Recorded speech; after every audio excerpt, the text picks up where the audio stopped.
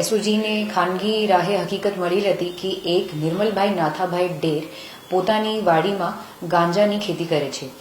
આ આધારે એસઓજી દ્વારા ટીમ બનાવવામાં આવી અને આ નિર્મલભાઈ નાથાભાઈ ડેરની વાડીએ જે કે મોટી ખિલોરી ગામના સીમમાં આવેલ છે ત્યાં રેડ કરવામાં આવ્યો અને ત્યાં ગેરકાયદેસર રીતે વનસ્પતિજન્ય માદક પદાર્થ ગાંજાના છોડનું વાવેતર કરેલું હતું.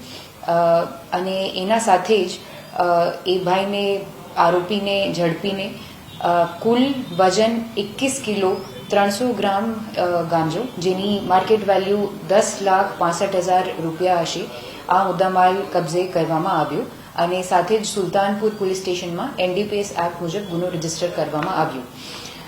એ સાથે અમારી જાહેર જનતાને અપીલ છે કે આપ કોઈ પણ પ્રોહિબિટેડ સબસ્ટન્સની જાણતા અથવા અંજાનમાં ખેતી ના કરશો. પોલીસ તમારા ઉપર ડ્રોનથી અને બીજી રીતથી સતત નજર રાખે છે અને એવું કોઈ સબસ્ટન્સની માહિતી અગર મળશે તો કડક કાર્યવાહી કરવામાં આવે છે. આ આરોપી માર્કેટમાં યુવાનો સુધી આ ગાંજો પહોંચાવે એથી પહેલાં જ પોલીસ દ્વારા આ સીઝ કરવામાં આવ્યો છે અને યુવાનોથી પણ મારી અપીલ છે કે એવા સબસ્ટન્સથી આપણે દૂર રહેવાનું છે અને આપણું આખું ફોકસ આપણી પઢાઈ, સ્પોર્ટ્સ અને બીજી હોબીઝમાં રાખવાનું છે.